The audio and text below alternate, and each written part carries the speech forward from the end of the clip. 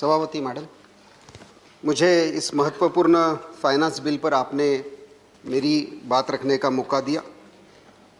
संविधान के निर्माताओं की ये सोच थी, जब लोकसभा और राज्यसभा का गठन उन्होंने करने की बात सोची, मनी बिल को छोड़कर इक्वल रोल दोनों सदनों का ये संविधान के निर्माताओं की सोच थी। लेकिन पिछले 6 साल से इस सरकार का अगर कार्यकाल देखा जाए तो ऐसे कई सारे नॉन मनी बिल की प्रोविजंस मनी बिल के रूप में लाने का इनका ट्रेडिशन रहा है और दोनों सदनों में स्क्रूटिनी करने का जो संविधान निर्माताओं की सोच थी उसकी प्रोविजंस को मिसयूज करने का इन्होंने किया है। जैसे जब मैं लोकसभा का सदस्य था तब आधार को मनी बिल के रूप में लाने की इन्होंने कोशिश की। अब आधार दूर दूर तक कहीं मनी बिल नहीं था, आइडेंटिटी वेरिफिकेशन की वो प्रोसेस थी। इलेक्ट्रल बॉन्ड्स के बारे में भी मनी बिल के रूप में ये लाने का बात आपने किया। ऐसे ही पिछले साल 2 साल पहले फाइनेंस बिल्स में reserve bank of India act, the national housing bank act, ये सभी मनी बिल के आपने रूप में लाया। इंश्योरेंस एक्ट को भी आपने मनी बिल के रूप में लाया। अब 2-3 साल पहले की तो बात अलग थी कि आपके पास राज्यसभा में बहुमत नहीं था। अब राज्यसभा में भी आपके पास बहुमत है, लोकसभा में भी आपके पास बहुमत है। जब राज्यसभा में बहुमत है, लोकसभा में बहुमत है, तो आप चर्चा से दूर क्यों जा रहे हो? ये हम सबके मन में का एक सवाल है। और सिर्फ आपके ही मन की बात सुनना, कभी तो बाकी सभी सदस्यों की मन की बात भी आपने सुननी चाहिए।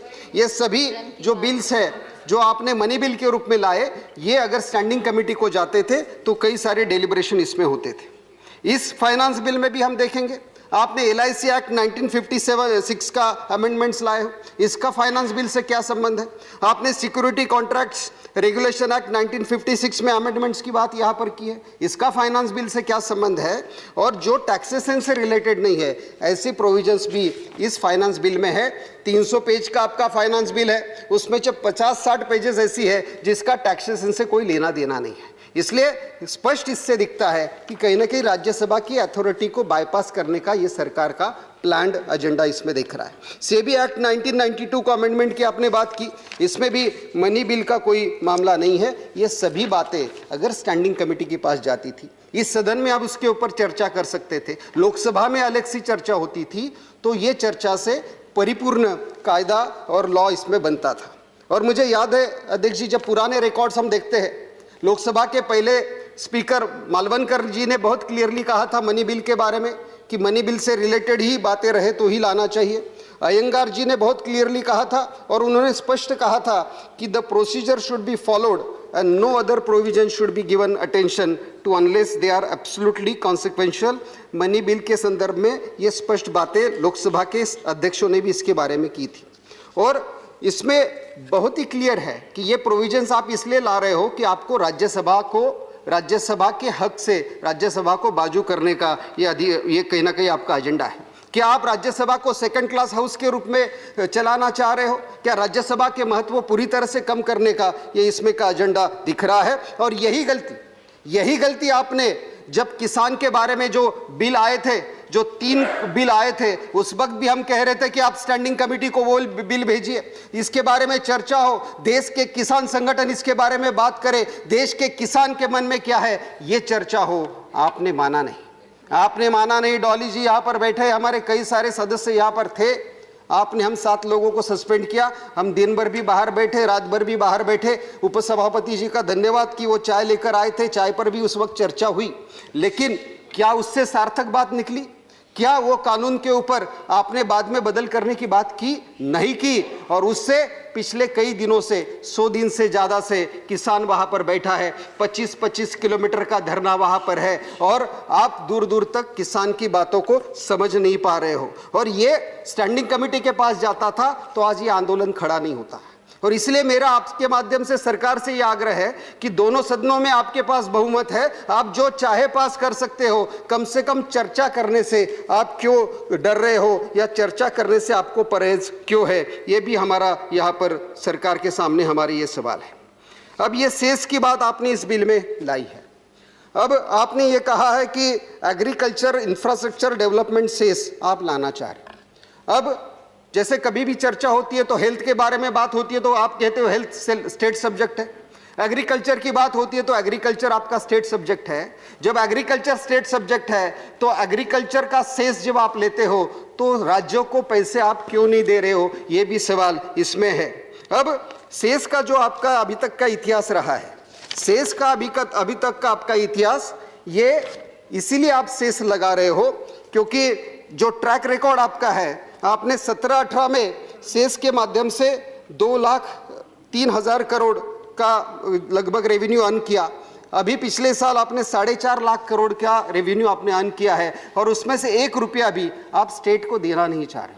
ये सेस लगाकर राज्यों को, अधिकारों को कहीं ना कहीं कम करने का आपका ये एजेंडा इसमें दिख रहा है। आरबीआई ने ये ऑब्जर्व किया है कि 2013-14 में आपको 9% के आसपास टैक्स रेवेन्यू मिल रहा था सेस से। आपने पिछले 6 साल में सेस बढ़ा के 15% का रेवेन्यू आप अर्न करने की दिशा में जा रहे हो और इसमें से 1 नया रुपया आप राज्यों को दे नहीं रहे हो। संघ राज्य की आप बात करते हो और संघ राज्य के रूप में राज्यों को दूर दूर तक मदद करने का आपका इसमें एजेंडा नहीं है और ये बहुत गलत बात है। अब जैसे आप देखेंगे कि पेट्रोल और डीजल की बात यहाँ पर हुई थी और मैं यहाँ पर 1 साल पहले के आंकड़े बताना चाहूंगा कि 1 साल से अब 1 साल के बारे में कुछ भी आप बात करेंगे तो आप कहते थे कोविड है, कोरोना है और इसलिए हम मदद नहीं कर पा रहे, इसलिए हम काम नहीं कर पा रहे। 1 साल पहले आपके पेट्रोल के भाव क्या थे? 1 मार्च 2020 को पेट्रोल का भाव था 71 रुपये 75 पैसे। 1 साल में आपने उसको 92 रुपीज तक लेकर गए, करीब 20 रुपए की बढ़ोतरी सिर्फ 1 साल में हुई। डीजल में 66 रुपए का आपका भाव था 1 मार्च के आसपास, अब वो 81 रुपए के आसपास का डीजल आया है। एलपीजी में 750 से करीब 820 के आसपास का एलपीजी हुआ है। इससे स्पष्ट है। और कल ही परसों ही इंटरनेशनल मार्केट में क्रूड ऑयल के प्राइजेस कम हुए हैं, करीब $4 के आसपास कम हुए। अभी $64 पर बैरल ये इंटरनेशनल क्रूड ऑयल के प्राइजेस है। जब इंटरनेशनल प्राइजेस कम हो रहे हैं तब भी आप लोगों को राहत देना नहीं चाह रहे हो। ये इस प्रकार का जो एजेंडा है, इससे आम आदमी को परेशानी हो रही है। आप कॉर्पोरेट टैक्स तो आपने पिछले साल कम किया, उसके बारे में हमारा कोई कहना नहीं है, लेकिन इस इनडायरेक्ट टैक्सेस से आम आदमी गरीब परेशान हो रहा है और इसके बारे में यह सरकार बात करना नहीं चाह रही। इस सदन के एक वरिष्ठ सदस्य जो आज यहाँ पर उपस्थित नहीं है, उन्होंने बड़ा अच्छी बात बीच में कही थी। हाँ, मैं भाजपा के नेता सुब्रमण्यम स्वामी जी की बात करना चाहूँगा। उन्होंने कहा था कि पेट्रोल तो ये 40 रुपए लीटर पर देना चाहिए। ऐसी बात सुब्रमण्यम स्वामी जी ने कही थी, ये ट्विटर पर भी है। भूपेंद्र यादव जी बड़े इससे देख रहे हैं, तो इनका कहना है कि सरकार ने 40 रुपए से ये देना चाहिए। उसके आगे उन्होंने बड़ी अच्छी बात रखी और ये बात उन्होंने कही कि राम के देश से सस्ता पेट्रोल, राम के देश से सस्ता पेट्रोल सीता और रावण के देश में है। तो मेरा सरकार से आग्रह यह है कि कभी कभी अपने पार्टी के नेताओं की भी मन की बात थोड़ा सा आप सुन लेंगे तो सचमुच सही मायने में सरकार को अपनी नीतियों के बारे में ध्यान रखने में इसका फायदा होगा। अब ये सेस का जब रिकॉर्ड हम देखते हैं, आप सेस लगा रहे हो, सेस जरूर लगाइए, लेकिन सेस का आपका रिकॉर्ड क्या कह रहा है?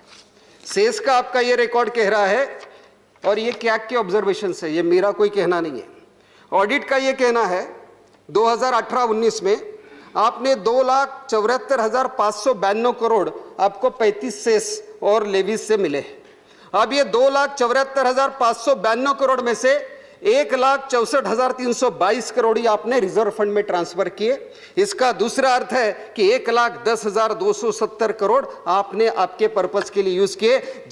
जिस बात के लिए पार्लियामेंट का आपके पास मैंडेट था, उस मैंडेट के खिलाफ जाकर आपने 1,10,270 करोड़ का यूज किया। यह पार्लियामेंट के मैंडेट का उल्लंघन है, यह कैग का ऑब्जर्वेशन है। यही बात आगे अगर देखा जाए तो जीएसटी कॉम्पनसेशन की बात अभी यहाँ पर प्रफुल्ल पटेल जी ने रखी, कई सारे राज्यों के बाकी नेताओं ने भी यहाँ पर बात रखी।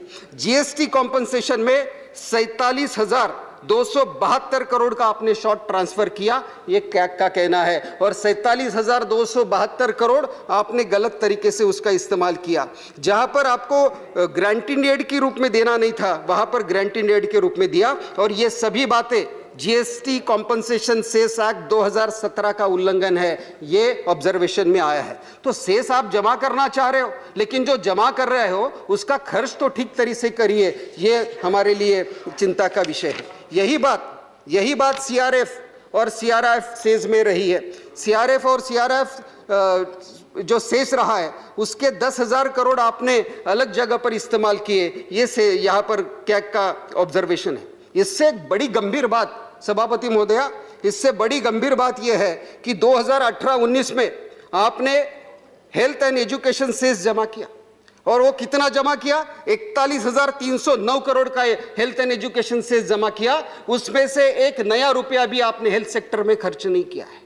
तो जब आप हेल्थ के नाम पे सेस जमा कर रहे हो और एक नया रुपया एक साल में एजुकेशन के ऊपर खर्च नहीं कर रहे हो, ये बड़ी गंभीर बात है कि जिस बात के लिए आप सेस ले रहे हो वो भी आप उस दिशा में खर्च नहीं कर रहे हो। और कैग का ये ऑब्जर्वेशन है, no expenditure was incurred for the health sector out of the cess, nor was any dedicated fund created for the purpose. ये क्या बात हो रही है? आप नाम बता रहे हो हेल्थ सेक्टर के लिए, एक रुपया खर्च नहीं करोगे। अभी आप एग्रीकल्चर सेस के रूप में लोगे, किसान के हित के लिए उसका खर्चा नहीं करोगे, आपका डेफिसिट कम करने के लिए इस्तेमाल करोगे। ऐसा होगा, ऐसा चलेगा नहीं। ये पार्लियामेंट ने आपको जो मैंडेट और पार्लियामेंट के सामने जो बात आप रख रहे हो उस बात के साथ कहीं ना कहीं सही मायने में वो तथ्यों से आप परे जा रहे हो। यही बात यूनिवर्सल सर्विस ऑब्लिगेशन के लेवी की है। यही बात अभी जो सामने बातें आई है कि आपने डिसकंटिन्यूड एबोलिश सेस से भी पैसे जमा किए और उस पर्पस के लिए खर्च किए या नहीं किए, इसके बारे में कोई तथ्य दिया नहीं।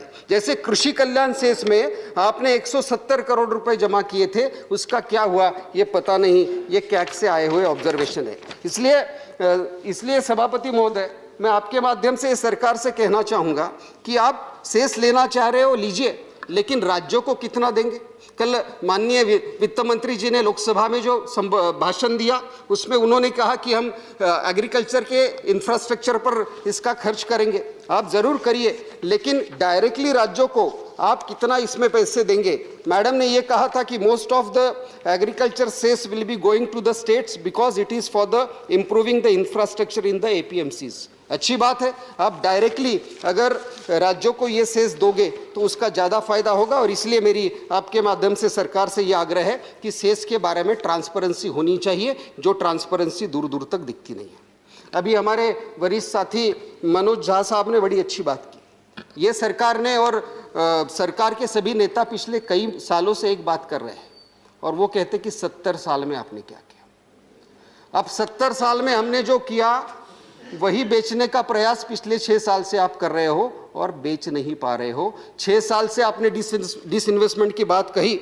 आपने इस बार फिजिकल डेफिसिट का आपका टारगेट 6.8% के आसपास रखा है और उसमें सबसे बड़ी बात 1.75 लाख करोड़ का आपने डिसइन्वेस्टमेंट का टारगेट रखा है। अब 1.75 लाख का डिसइन्वेस्टमेंट का आपका टारगेट तो है, लेकिन क्या 1.75 लाख का डिसइन्वेस्टमेंट आपका हो पाएगा? पिछले 6 साल के आंकड़े निकाले तो 2 साल छोड़ेंगे तो पिछले 6 में से 4 साल में आप डिसइन्वेस्टमेंट पूरी तरह से कर भी नहीं पाए। 2015-16 में आपने 69,500 करोड़ के डिसइन्वेस्टमेंट का आपका टारगेट था, 34% का आपका टारगेट अचीव हुआ। 16-17 में आपका डिसइन्वेस्टमेंट का टारगेट था 56,500 करोड़, सिर्फ 81% आपका टारगेट अचीव हुआ।